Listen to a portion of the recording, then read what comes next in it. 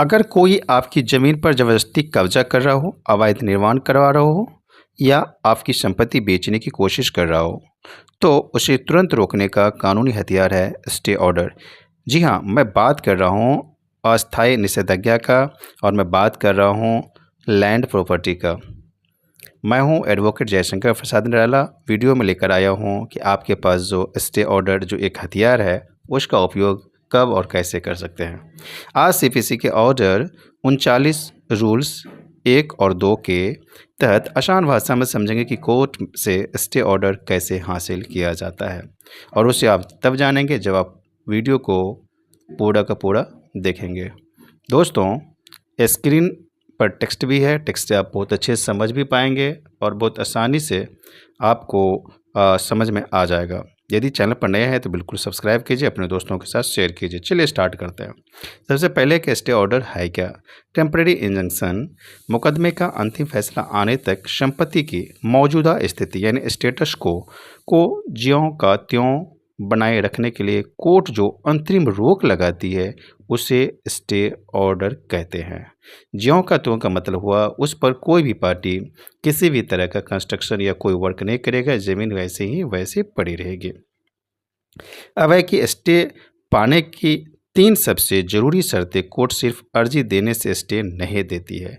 यानी आपके एडवोकेट जो है यदि डायरेक्ट पिटीशन दे देती है तो सिर्फ पिटीशन देने से एडमिशन हो जाने से या तो उसे एक्सेप्ट कर लेने से जो है स्टे नहीं लग जाएगी। आपके वकील साहब को जज के सामने 3 बातें साबित करनी होगी।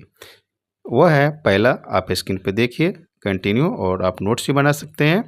तो यह है पहला कि प्राइमा फेसी केस होना चाहिए, प्रथम दृष्टया मामला होनी चाहिए। आपके कागजात जो केवाला है, खतियान है, रसीद है, जो भी आपके पास प्रूफ है, देखकर पहली नज़र में ही कोर्ट को लगना चाहिए कि मामला सच्चा है और आपका पलड़ा भारी है। दूसरा है बैलेंस ऑफ कन्वीनियंस, सुविधा का संतुलन। कोर्ट यह देखती है कि स्टे देने या न देने से किसका नुकसान ज़्यादा होगा, पलड़ा आपके हक में होना चाहिए। तीसरा है इरिपेरेबल लॉस, अपूरणीय क्षति, यानी आपको यह साबित करना होगा कि अगर तुरंत स्टे नहीं मिला तो ऐसा नुकसान हो जाएगा जिसकी भरपाई पैसों में संभव नहीं है, यानी उसे ज़्यादा नुकसान हो जाएगा और वह संभव नहीं हो पाएगा भरपाई करना, जैसे कि पुश्तैनी मकान गिरा देना।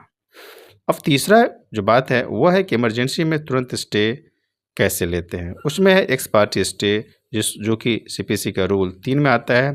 अगर मामला इतना गंभीर है कि विपक्षी को नोटिस भेजने का वक्त भी नहीं है, जैसे रातों रात कब्जा किया जा रहा हो, तो कोर्ट ऑर्डर 39 रूल 3 के तहत बिना दूसरे पक्ष को सुने तुरंत एक तरफा स्टे जारी कर सकती है। तो यह भी आपने जान लिया कि यदि इमरजेंसी में स्टे लेना हो जिसमें कि टाइम समय बहुत ही कम है, तो इस तरह से रूल ऑर्डर 39 और रूल 3 के अंतर्गत जो है आपको मिल जाएगी stay.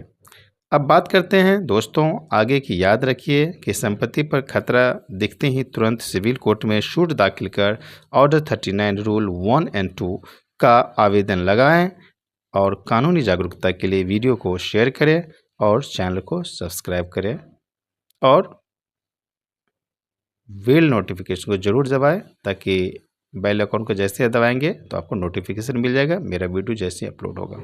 Thank you so much.